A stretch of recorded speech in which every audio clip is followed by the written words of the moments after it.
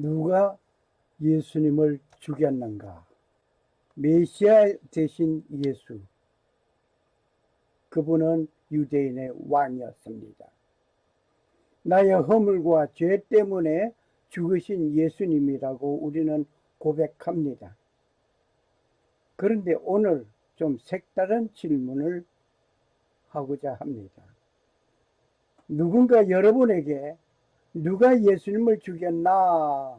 라고 질문한다면 여러분은 뭐라고 대답하시겠습니까? 왜 예수님을 죽였나?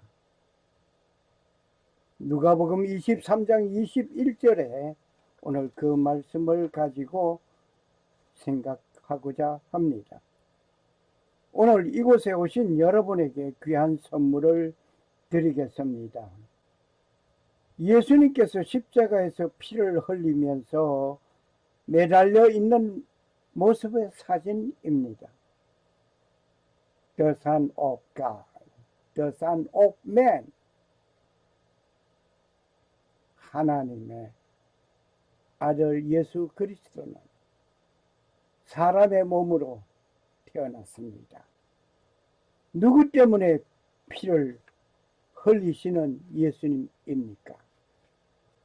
누가 예수님의 손과 발에 못을 박았습니까?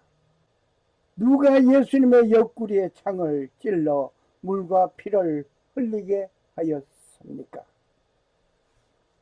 물리적인 대답이 있을 수도 있고 영적인 대답이 있을 수도 있을 것입니다. 누군가 여러분에게 누가 왜 예수님을 죽였는가 라고 묻는다면 무엇이라고 대답을 하시겠습니까? 뭐라고 대답하시겠습니까? 대다수의 많은 사람들이, 많은 성도들은 한결같이 말하기를 나의 허물과 죄로 영원한 멸망받을 수밖에 없는 나를 구원하기 위하여 예수님은 십자가 지셨습니다. 라고 신앙을 고백하실 것입니다. 오늘의 질문은 이런 신앙적인 고백에 대답을 얻기 위한 것이 아닙니다. 누가 왜 예수님을 죽였는가? 누가 왜 예수님을 죽였는가? 라는 역사적인 사건과 사실을 가지고 말하려고 합니다. 첫 번째, 유대인의 생각에는 예수가 메시아가 아니었기 때문에 죽였다 라고 유대 역사서를 참고해 보시면 좋겠습니다.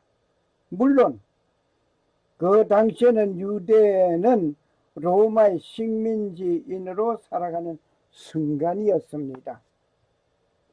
로마의 법령에 의하며 지배를 받고 그 로마에 종속된 삶을 살아가는 유대인이었습니다.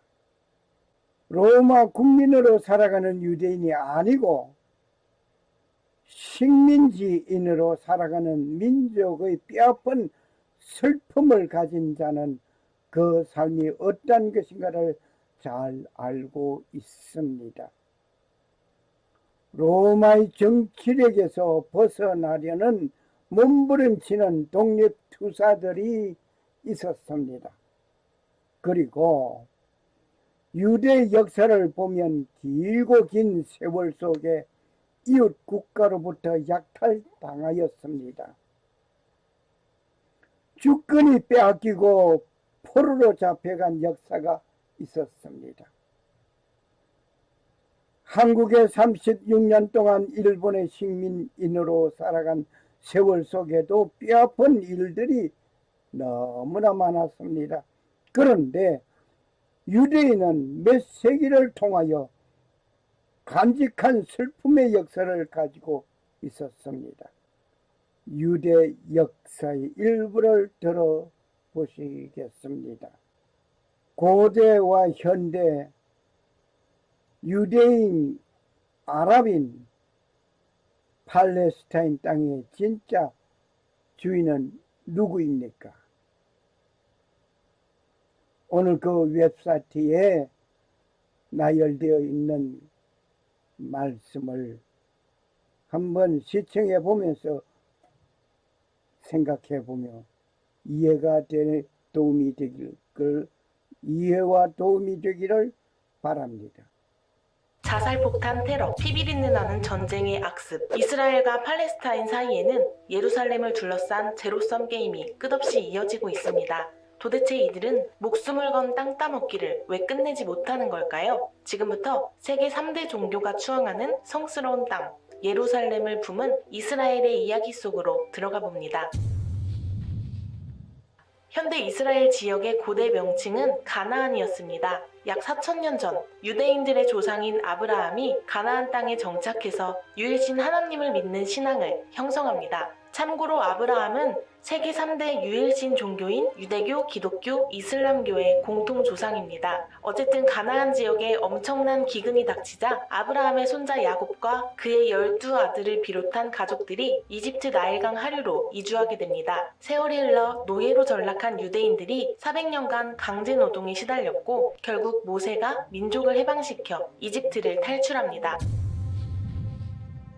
40년간 광야에서 방랑하는 동안 그들은 진정한 한 민족을 이루게 되었고 10계명을 포함한 토라를 받게 되는데요. 토라는 구약 성서의 첫 5편으로 유대교의 가장 중요한 문서입니다. 그 후 2세기 동안 유대민족은 이스라엘 땅 대부분을 정복합니다. 기원전 약 1020년경 이스라엘의 첫 번째 왕 사울은 그들을 괴롭히던 민족 블레셋을 물리치기 위해 전쟁에 나섰고 사울의 후계자인 다윗 왕은 팔레스타인을 제패하면서 이스라엘을 강대국의 반열에 올려놓습니다. 또한 이스라엘의 12개 지파를 하나의 왕국으로 통합하고 수도 예루살렘과 군주제가 국민들의 삶의 중심이 되도록 하는데요. 기원전 965년경 다윗의 왕위를 계승한 그의 아들 솔로몬은 여러 업적을 남기는데요. 업적 중에서도 단연 최고로 꼽히는 것은 기원전 957년 고대 유대교의 중심이 되는 예루살렘 성전을 건축한 것이었습니다. 예루살렘은 유대인들에겐 유대교의 원천이고 훗날 기독교도에겐 예수가 부활한 성지가 되며 더 훗날엔 무함마드가 승천해 신을 만나는 성지가 됩니다.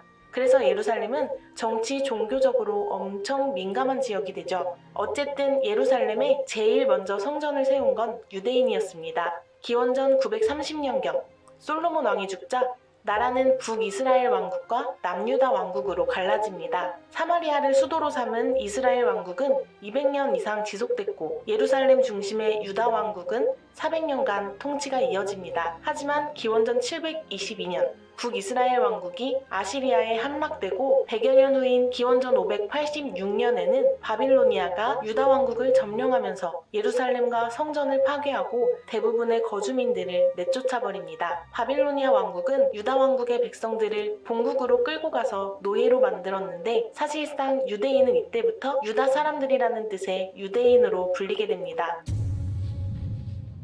기원전 538년경 바빌론을 점령한 페르시아의 정책으로 포로로 잡혀있던 유대인들은 이스라엘 땅으로 1차 귀환에 나서는데요. 이들을 이끈 사람은 다윗의 후손인 스룹바벨이었습니다. 그로부터 한 세기가 채 지나기도 전에 율법학자 더 시간이 흘러 636년 무하마드가 사망한 지 4년이 흐른 후 아랍이 이스라엘 땅을 정복하는데요. 아랍 왕조의 지배는 4세기가 넘게 이어졌고 다양한 칼리프들이 이 지역을 통치합니다. 그 사이 예루살렘은 메카와 메디나에 버금가는 이슬람의 성지가 되었습니다. 시간이 갈수록 비이슬람교에 대한 사회적 차별이 심해지면서 아예 고국을 떠나는 유대인들이 더 늘어납니다. 유대인들이 이렇게 세계를 떠돌아다니며 살아가는 동안 예루살렘은 긴 시간 이슬람의 땅으로서 무슬림에게 추앙받게 됩니다. 11세기부터 13세기에 걸친 200년의 기간에는 십자군 세력이 예루살렘을 정복하기도 하는데요. 로마의 교황이 예수가 부활한 성지 예루살렘을 이슬람교도의 손에서 해방시켜야 한다고 주장하면서 십자군 원정이 시작된 것입니다. 이에 유럽 기독교 국가들이 모인 제1차 십자군이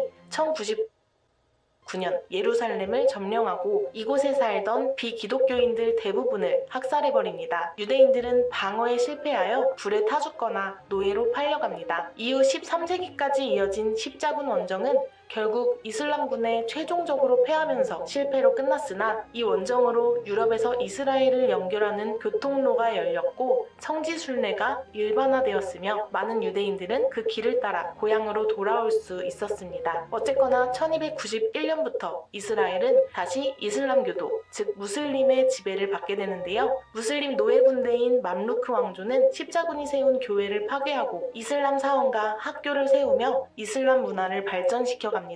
1517년부터는 오스만 제국의 지배가 시작되는데요. 오스만 제국 역시 이슬람 국가이기 때문에 전체적으로 보면 사실상 성지 예루살렘을 가장 오랫동안 지배한 종교는 이슬람교인 셈입니다. 19세기에 들어서자 중세시대는 점차 막을 내리고 서양 열강에 의해 이스라엘 땅은 새 대륙을 연결하는 교역의 중심이 됩니다. 1870년대에 이르러서는 예루살렘 인구 과반수가 유대인으로 채워질 만큼 유대인들이 많이 유입되면서 히브리어도 부활합니다. 시온주의 운동이 시작될 발판이 마련된 것입니다. 시온주의란 유대인들의 민족 해방 운동을 가리키는 용어인데요. 예부터 예루살렘과 이스라엘 땅과 동의어로 사용된 시온에서 딴 이름입니다. 그동안 세계 곳곳에 뿔뿔이 흩어져 살던 유대인들은 소수민족으로서 늘 공동체의 주변에만 머물러 있었고 너무도 쉽게 집단 증오의 희생양이 되곤 했습니다. 유럽에서 흑사병이 발생했을 땐 유대인들이 우물에 독을 집어넣었다는 소문으로 희생당하는가 하면 십자군 전쟁에서는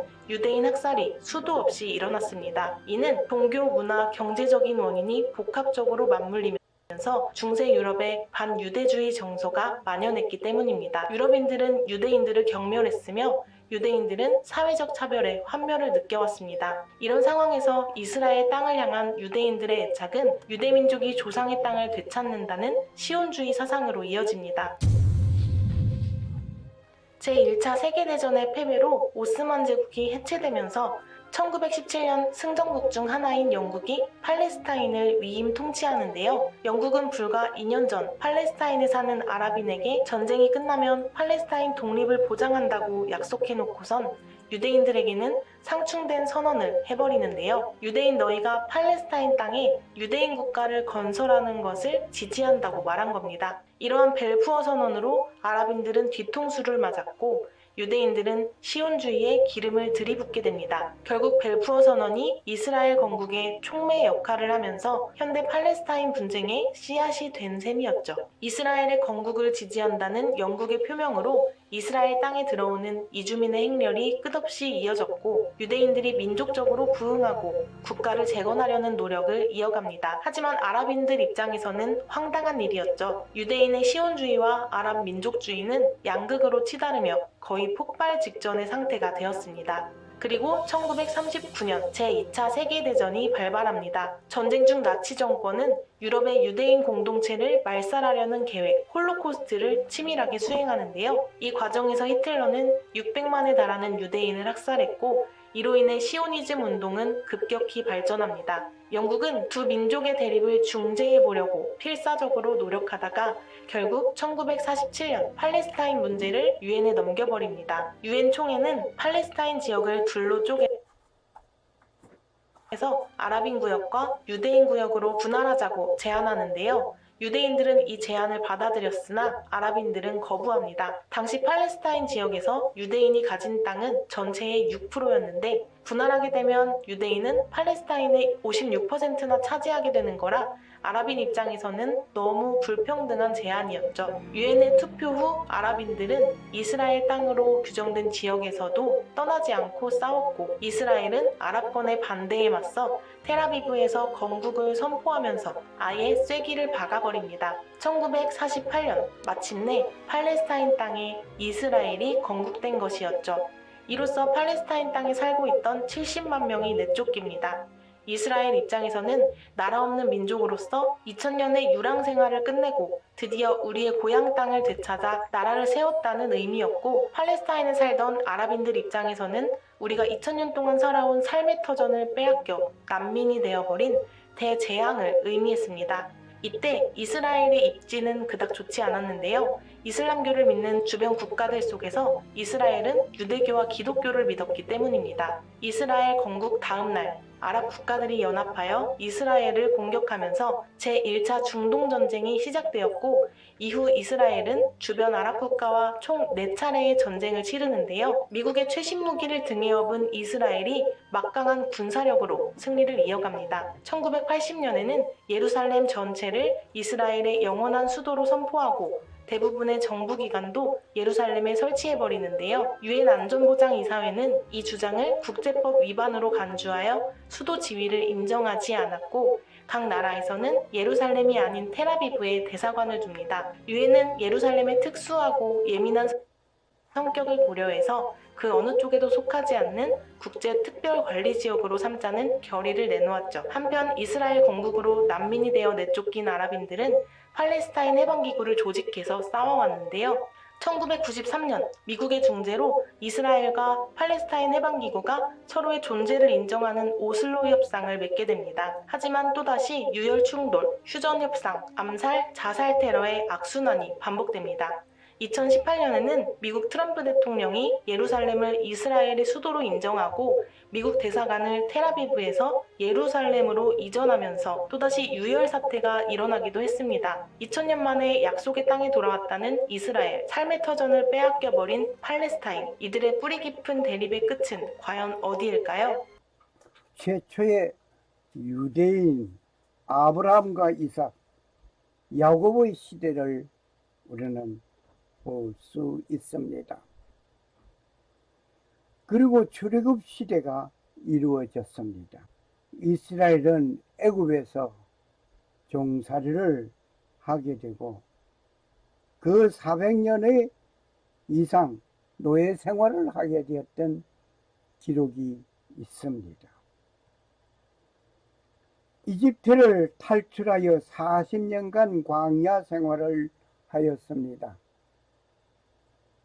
그리고 요단강을 건너온 이들은 가나안 팔레스타인 지역에 정착하였습니다. BC 1020년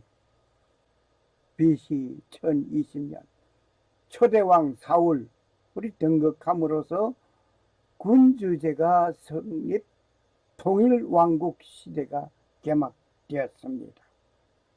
그리고 BC 1004년에서 965년에 다윗 왕 시대가 이루어지면서 예루살렘으로 수도를 옮기고 영토 확장에 들어갔습니다. BC 965년에서 930년 어떤 일이 일어났는가요? 솔로몬 왕 시대 유대 민족의 종교와 생활의 중심지인 예루살렘 성전을 건축하는 일이 있었습니다. BC 930년 유대 왕국과 이스라엘 왕국으로 분열 시대가 시작되었습니다. 남유다와 북이스라엘, 여로보암과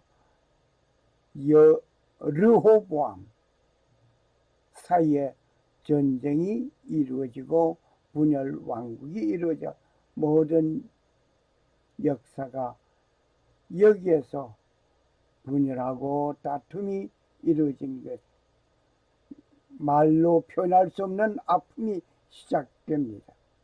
BC 722년에서 720년 이스라엘 왕국 멸망은 아시리아에 의하여 10개의 지파가 흩어지게 됩니다.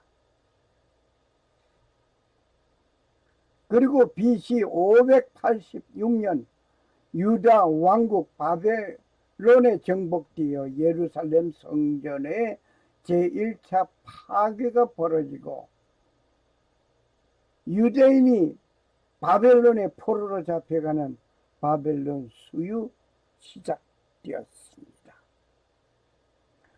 바벨론 유수는 유대 역사상 가장 처음으로 이스라엘의 역사가 이스라엘 땅 밖에서도 시작되었음을 의미하는 것으로 디아스폴라의 시작의 평가라고 말하게 됩니다. 온 유대인들은 온 세계로 흩어지게 됩니다. 이것이 디아스폴라.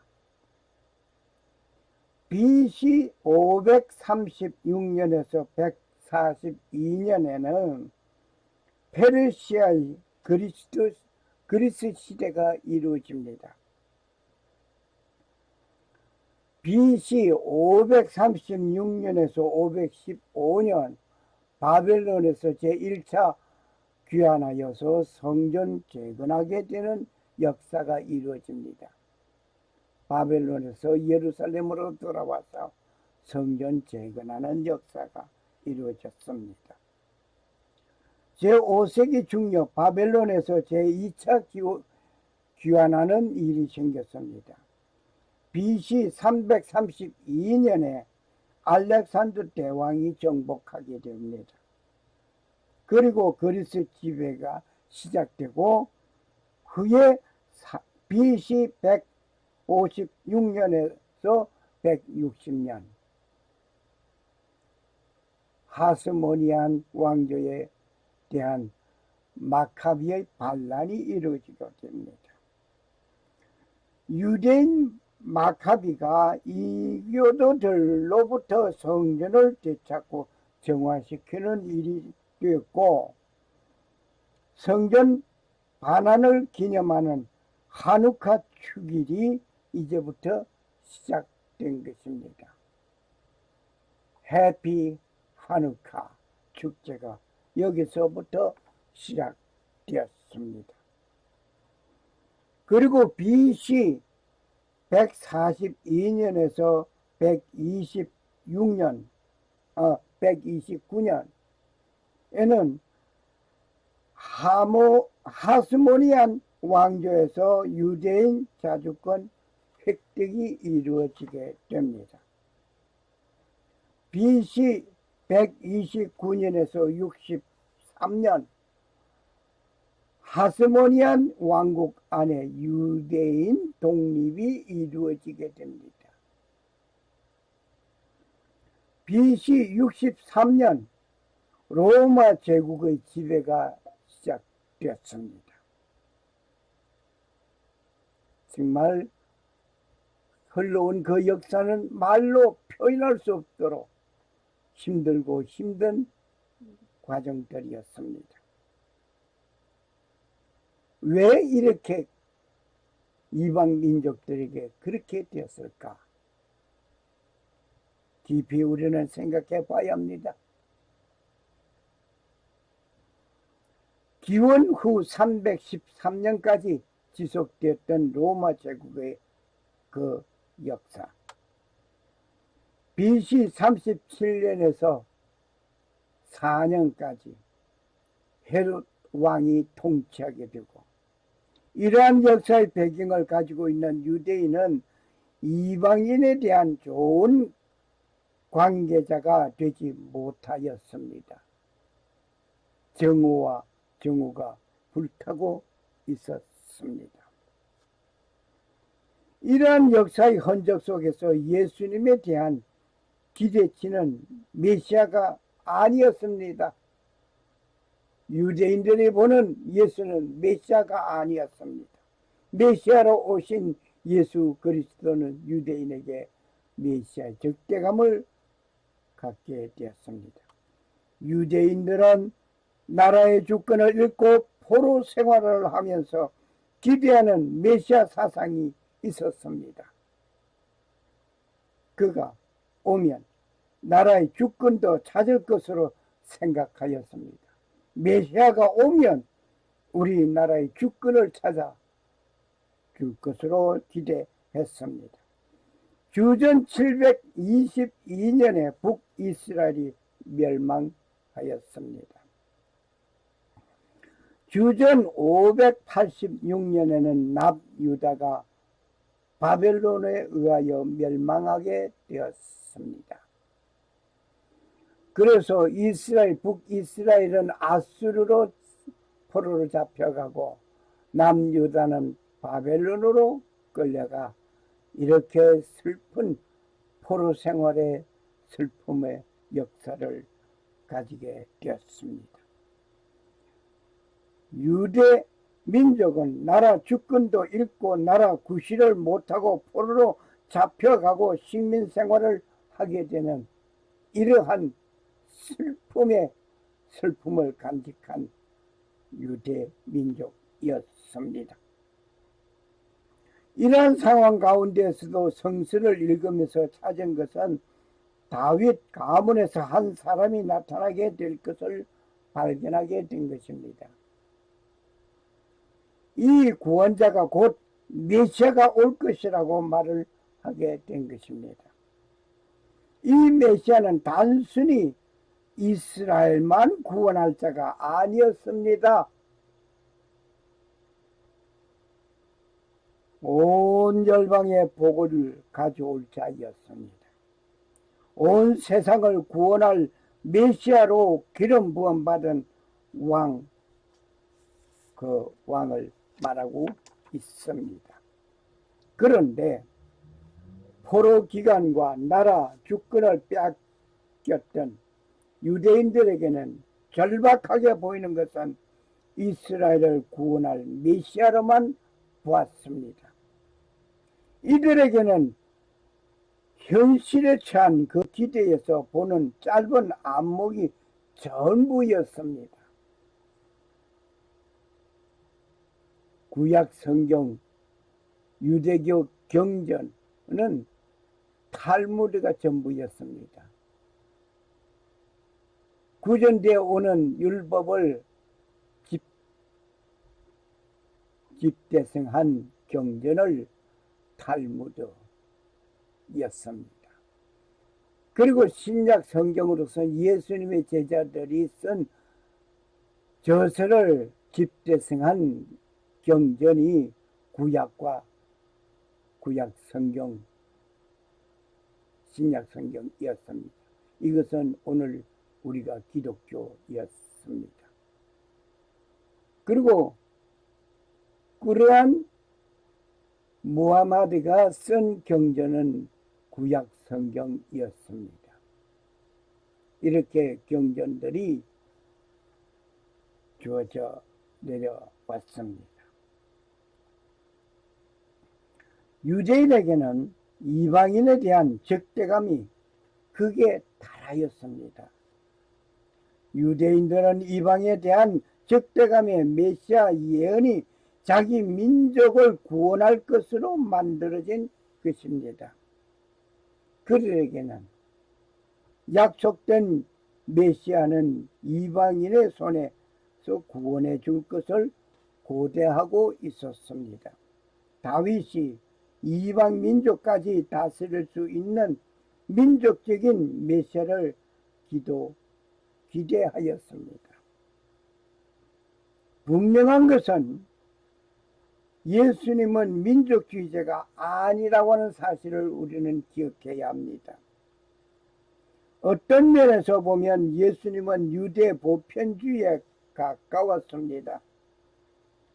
예수님은 온 유대와 사마리아와 그리고 땅끝까지 즉 이방인에게 천국 복음을 전파되기를 원하셨습니다. 내 증인이 되라. 사도행전 1장 3절에서 11절 말씀을 생각하시면 좋겠습니다. 오직 성령님께서 너희에게 임하신 뒤에 너희가 권능을 받고 예루살렘과 온 유대와 사마리아에서 그리고 땅의 맨 끝 지역까지 이르러 나를 위한 증인이 되리라. 사도행전 1장 8절 말씀이었습니다. 예수님은 한 지역, 한 민족을 위한 메시아가 아니었습니다. 다음 말씀에서 잘 표현되고 있습니다. 하나님께서 세상을 이처럼 사랑하사 독생자를 주셨으니 이는 누구든지 그를 믿는 자는 멸망하지 않고 영존하는 생명을 얻게 하려 하심이라. 요한복음 3장 16절 말씀이었습니다. 하나님의 그 사랑은 유대 민족 한 민족만이 아니었습니다. 그 지역만이 아니었습니다.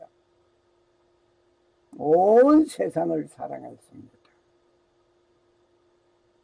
유대인들이 보는 그 세상은 자기 민족과 자기가 살고 있는 그 지역, 거기에 국한되어 있지만 하나님은 그렇게 되어 있지 않았습니다. 이러한 예수님의 메시아 사상이 유대인들은 자기들의 기대치에 미치지 못함을 확인하였습니다. 그리고 예수님을 따르는 무리가 많은 것에 큰 위협적으로 크게 느끼게 된 것이었습니다. 바로 이것이 예수님을 죽이자라는 것이었습니다. 결국 그를 십자가에 못 박으소서. 그러므로 수제사장들과 직무 수행자들이 그분을 보고 소리를 지르며 이르되 그를 십자가에 못 박으소서, 그를 십자가에 못 박으소서. 요한복음 19장 6절 말씀 참고하시기 바랍니다. When the chief priest therefore and the officer saw him, they cried out, saying, Crucify him, crucify him. 외쳤습니다. 예수님을 십자가에 못 박으소서. 예수님을 십자가에 못 박으소서. 누가? 유대인들. 메시아로 온 그분을 메시아로 인정하지 않았습니다. 질문이 있습니다. 유대인이 예수님을 죽인 이유, 첫 번째 이유는 무엇입니까? 기대한 메시아가 아니라고 판단하여 죽였습니다. 두 번째는 유대인은 율법 때문에 예수님을 죽였습니다. 유대인을 우리가 나라 주권을 잃고 포로 생활하게 된 것을 율법을 잘 준수하지 못한 것이라고 판단하였습니다. 그들은 깊이 참여하고 토라를 실천하고 하시딤 운동을 하게 된 것입니다.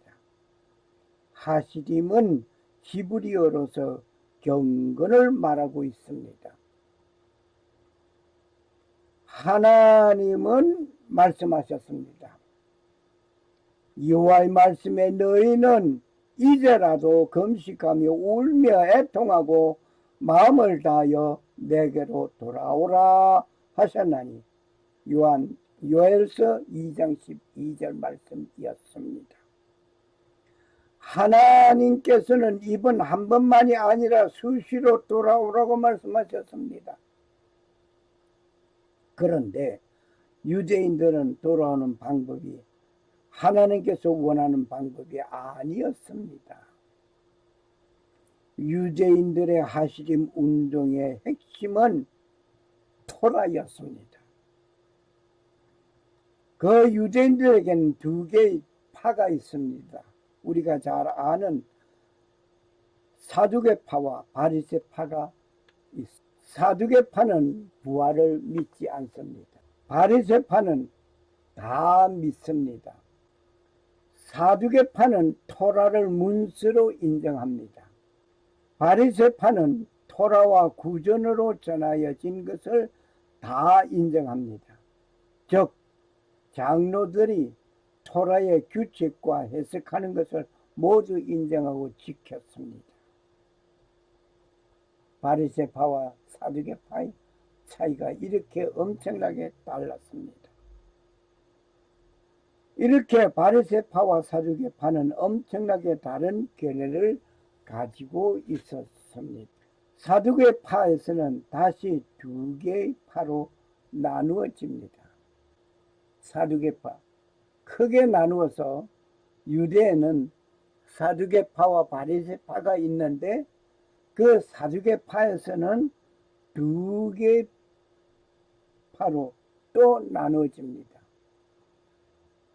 힐헬파와 삼마이파로 나누어집니다. 힐헬파는 개혁적입니다. 삼마이파는 보수적입니다. 그래서 사두개파는 개혁파와 보수적인 파가 있는데 개혁적인 파는 힐헬파고 보수적인 파는 삼마이파였습니다. 삼마이파는 토라의 문자적인 인정하고 받아 따르면서 이방인 구원과 선교에 대하여 반대하였습니다. 힐렐파는 율법의 문자도 중요하지만 그 본질적으로 그 내포하는 뜻에 무엇인가를 보고 있었습니다. 이들은 유대인에 대하여 어느 정도 열려있는 사람들이었고 이들은 개방적이고 선교적이라 하는 사실을 기억해야 할 것입니다. 예수님은 믿음이 구원이라고 말씀하셨습니다. 예수님께서 가라사대 따라 내 믿음이 너를 구원하였으니 평안히 가라. 내 병에서 놓여 건강할지라고 마가복음 5장 34절에 말씀하셨습니다. 이 외에도 믿음이 너를 구원하였다는 말씀이 여러 번 있었습니다.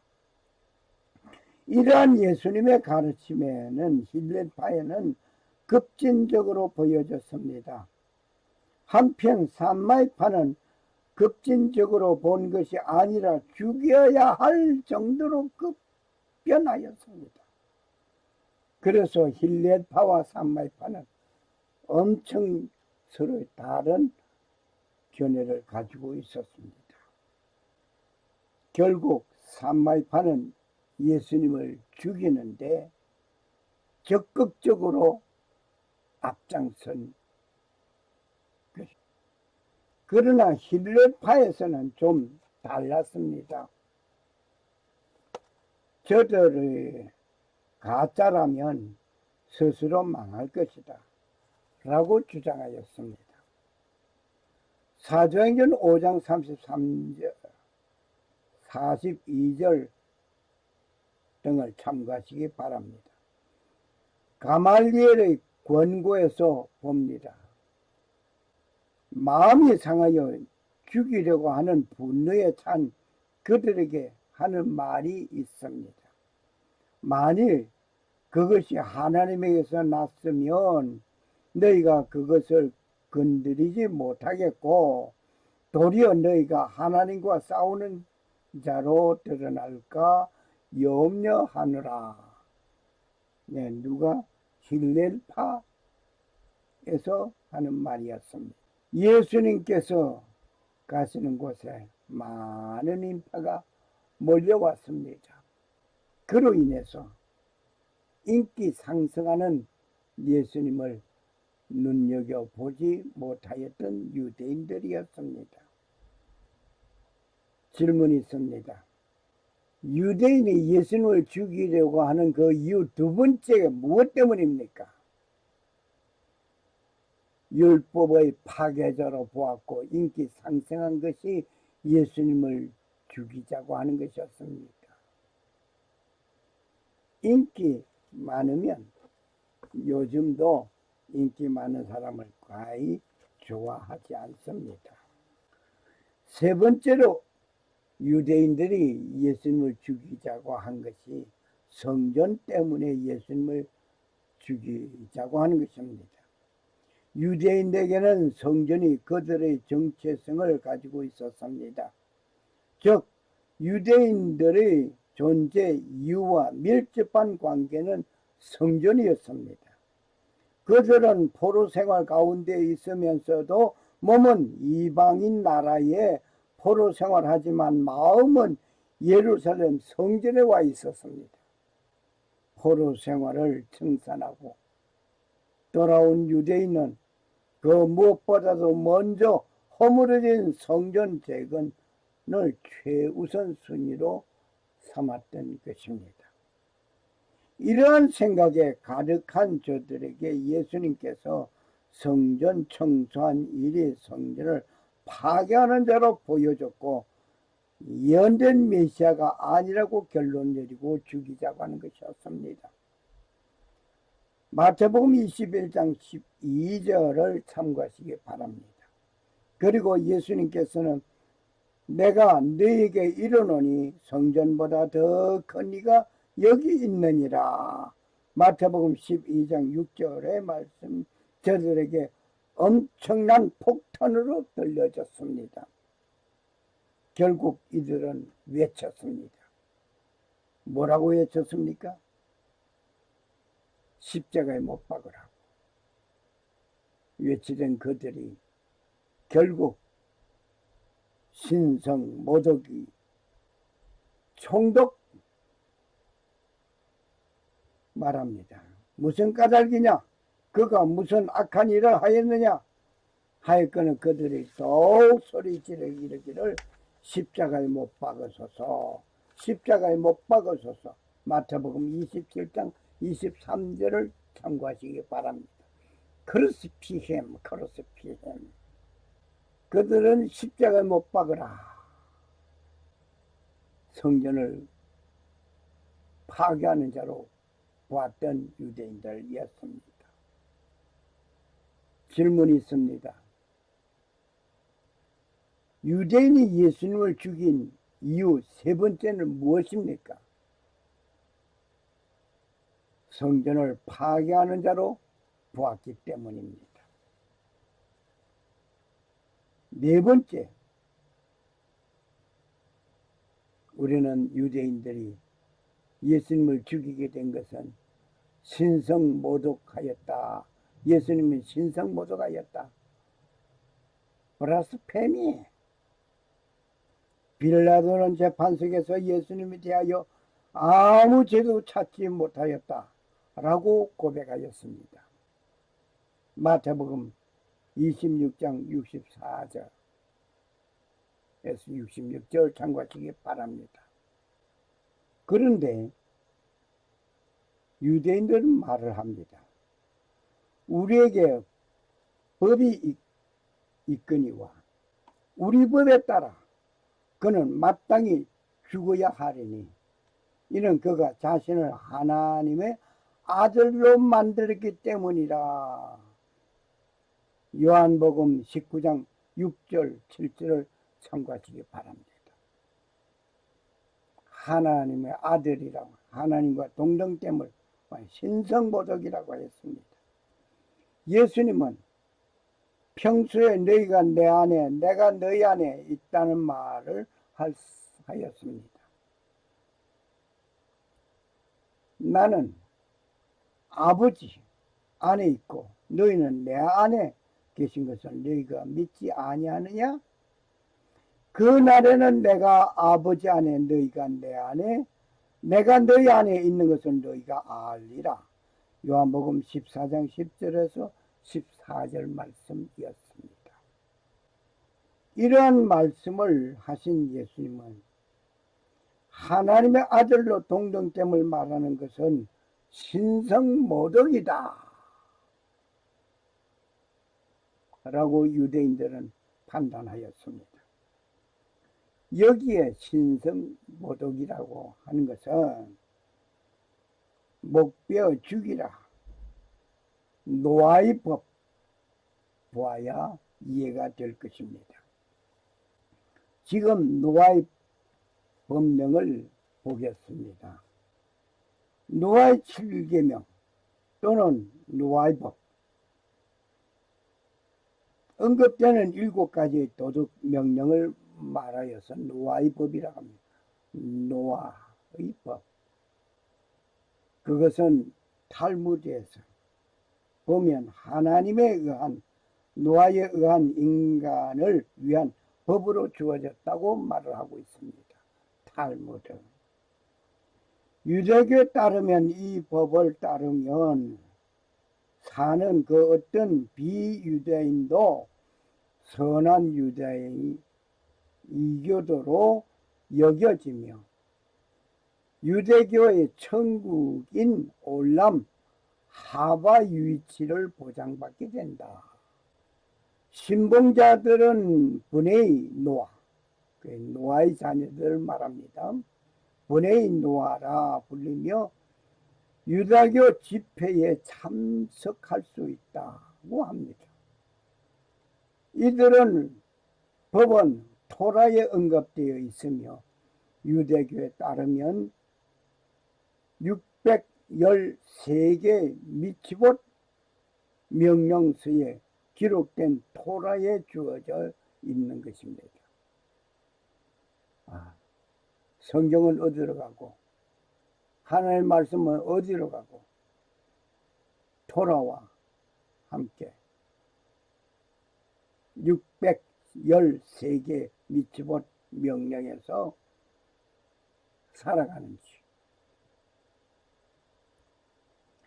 토라의 탈무드의 법을 다음과 같이 분석해 보고자 합니다. 우상 금지, 살인 금지, 절도 금지, 난교 금지, 불경 금지, 동물 학대 금지, 그리고 법을 지키는 자의 조건, 유효한 재판 절차를 설치하여 이전에 육법을 준수 판결한다. 그러니까 참 묘하고 애매하고 이해가 가는 듯 하면서 아니 가는 묘한 법이 노아의 법, 이 탈무드의 7법입니다. 이 법이 1991년 1월 31일 미국 의회에서 교육의 날 관련법으로서 노아의 법이 통과되었습니다. 참 슬픈 얘기입니다. 따뜻하게 밝혀진 것이 아니라 그저 그냥 미국 교육법 통과에 살그머니 이 노아의 법을 감춰서 숨겨서 묻어서 통과됐습니다. 이게 뭐 알 수 있기를 탈무드를 연구하지 않으면 이걸 알 수가 없습니다. 그런데 부시 대통령이 서명할 때, 이 법에서 통과 서명할 때 1월 31일 미국 의회에서 교육의 날 관련법으로 통과할 때에 주의시들이 쫙 들어섰습니다. 이 법이 1991년 통과된 것이 내용은 예수님 믿는 그렇지 않은 우상 숭배자이므로 목을 베어 죽이고 모든 사람이 7가지 노아의 법을 지켜야 한다는 것입니다. 탈무드는 이 법이 모세가 시나이 산에서 십계명을 받기 전부터 아담과 노아에게 계시된 율법이라고 말을 하고 있습니다. 율법은 원래 유대인이 지키는 것이지만 이방인도 노아의 법을 지킨다면 친구로 인정해 준다는 것입니다. 미국의 유대인을 중심으로 만든 이 법은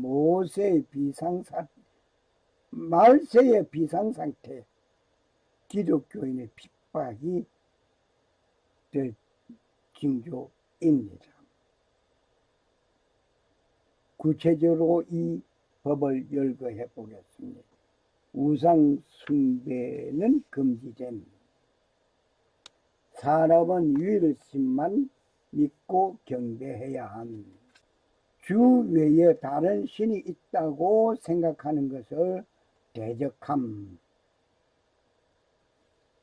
예수를 메시아로 경배하는 것은 불경죄로 탈무드에 의하여 참수형을 처한다. 이것이 노아의 법 제1계명입니다.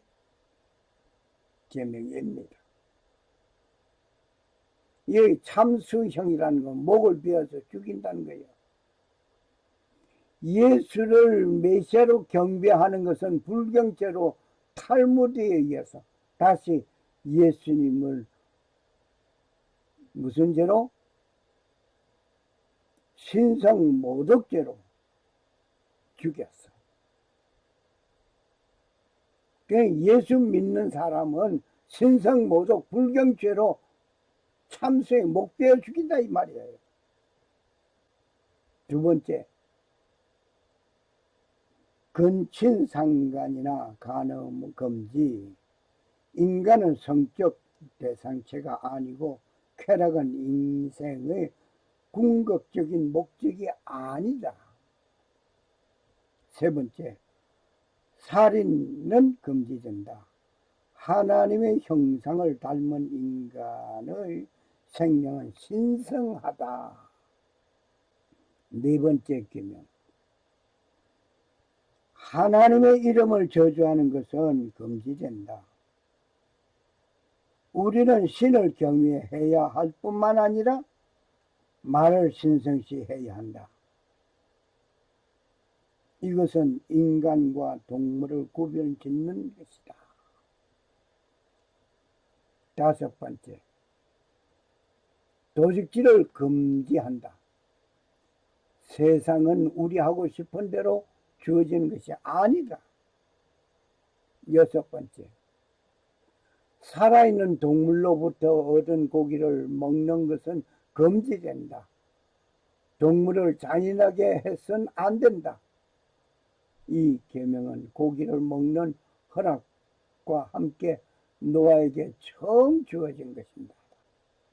일곱 번째, 인류는 정의의 법정을 세워 앞의 여섯 계명을 지키도록 강제하고 다른 유법한 법도 관습과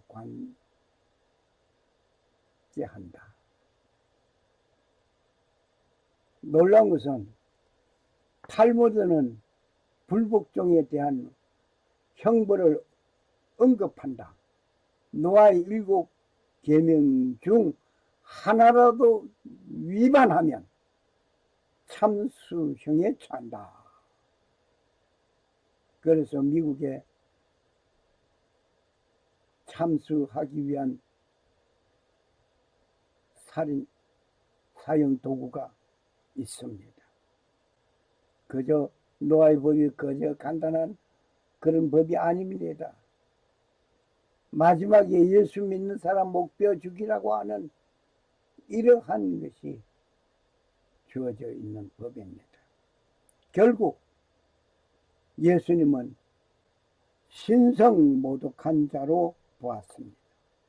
그들의 법에 의하면 목을 베어 참수형해야 한다 말씀하기 위하여 나무에 달기 위하여 로마 사형법에 준하도록 하였던 것입니다. 요한계시록 20장 4절에 이런 말씀이 있습니다. 또 내가 보좌들을 보니 그들이 그 위에 앉았는데 심판이 그들에게 주어졌더라.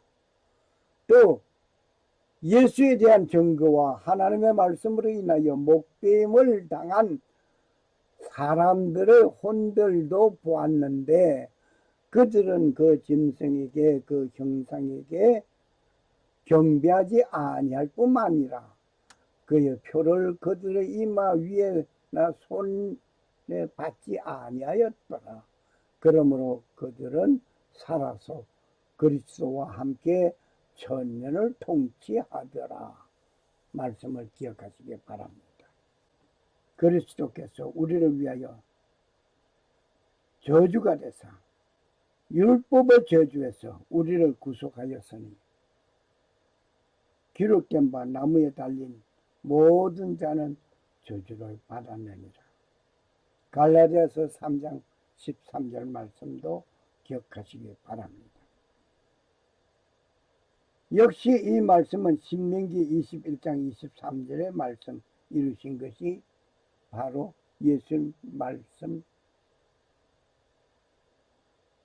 신명기 21장 23절의 말씀을 이루기 위해서 목베어 죽이라는 말씀 그들의 그 사실이 감춰지고 없어지고 나무에 매달리게 된 것입니다. 노아의 법을 잘 설명한 영상을 보시겠습니다. 하게 되는 것을 볼 수 있습니다. 우리 노아법이라고 있는데 크리스찬들을 목베어 죽이는 법이 이미 미국에서는 통과되었습니다. 그건 뭐냐면 그 법에 관한 얘기입니다.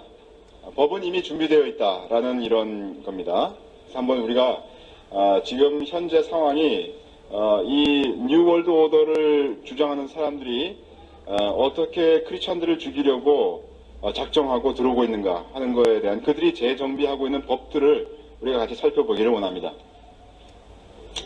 이건 어디 가서 받아온 거냐면 그 라이브러리 콩그레스, 그러니까 미국 국회 도서관에서 받아온 겁니다. 그래서 이거는 지금 현재 있는 법이에요. 그래서 빌 데니마이어라는 그 사람이 있는데 이 사람은 국회의원입니다. 그 하원에서 14년간 일을 한 사람이고요. 국회의원으로 있었던 사람이고 캘리포니아 쪽에서 5년간 있었던 사람입니다. 이 사람이 얘기하기를 뭐라고 얘기하냐면 1991년 1월 31일 이상한 법이 하나 통과됐다는 겁니다. 그 이상한 법이 뭐냐면 1991년 3월 26일을 교육의 날, 미국의 교육의 날로 선언하는 법이 통과됐습니다. 그럴 수 있죠. 1991년 3월 26일은 미국의 교육의 날이다라는 걸 선언하는 법인데 문제는 뭐냐면 거기에 그 법에 살짝 이상한 게 하나 붙어 들어갔다는 겁니다. 거기 뭐라고 되어 있냐면 모든 미국 사람들은 노아이드 로를 준수해야 된다 이런 법이 하나 통과됐어요. 노아의 법, 여러분들 구약시대 노아 있죠? 그 노아의 법을 아메리칸 피플들이 미국 사람들이 지켜야 된다 이렇게 그런 법을 하나 통과시켰어요. 그리고 그 노아의 법은 굉장히 그 법 조문 뒤에다가 살짝 붙여가지고 통과시켰습니다. 그러면 노아의 법이 뭡니까? 노아라는 사람은 구약의 사람이고 노아의 법은 구약시대의 법인데 성경에 사실 노아의 법이라는 건 없습니다. 그럼 노아의 법은 누가 만든 거냐면 유대인들이 만든 거예요. 유대인들이 만들었는데 노아의 법에 의하면 어떻게 되냐면 크리스찬들은 예수님을 예배하는 크리스찬들은 우상 숭배자다 이렇게 돼 있고 그리고 그들은 목을 베서 죽여야 된다 이렇게 돼 있습니다. 그게 노아의 그 법을 해석하는 사람들의 입장이에요. 유대인들이 당연히 예수 믿는 사람들은 유대인들 입장에서는 우상 숭배하는 자들이고요. 그 자들은 목을 베서 죽여야 되는 겁니다. 7가지 노아이드 로를 지켜야 된다. 그런 얘기거든요. 우리가 윤리적인 가치관을 지키기 위해서 교육상 이런 얘기를 하면서 아름다운 얘기를 하면서 결국 노아이드 7가지 노아이드 로를 노아의 법을 지켜야 된다라고 법이 통과가 됐어요. 질문이 있습니다. 유대인이 예수님을 죽인 이유 네 번째 무엇 때문입니까? 예수님은 신성 모독하였자로 보았기 때문입니다. 그래서 브라스페미 신성 모독하였다 그러면서 죽인 것입니다. 앞으로 예수 믿는 사람은 목베임을 당하게 생겼습니다. 무엇에 의해? 노아의 법에 의해서. 내가 목마르다. 다 이루었다라고 예수님께서 말씀하셨습니다. I thirst. It is finished. they shall look on him whom they praised. John 19:37. 샬롬. 살아 역사하시는 주 하나님은 천지 만물을 창조하시고 평안을 주시는 하나님 아버지의 축복이 누가 예수님을 죽였든지 말씀만 이루어진 것을 보고 믿는 자에게 하나님 아버지의 놀라운 은혜가 임하시기를 간구합니다. 그리고 오직 하나님만 섬기고 성도로 부르심을 입은 모든 자에게 살아계신 창조주 하나님 우리 아버지와 주 예수 그리스도조차 은혜와 평안함이 임하시기를 축복합니다. 아멘. 할렐루야. 할렐루야. 감사합니다.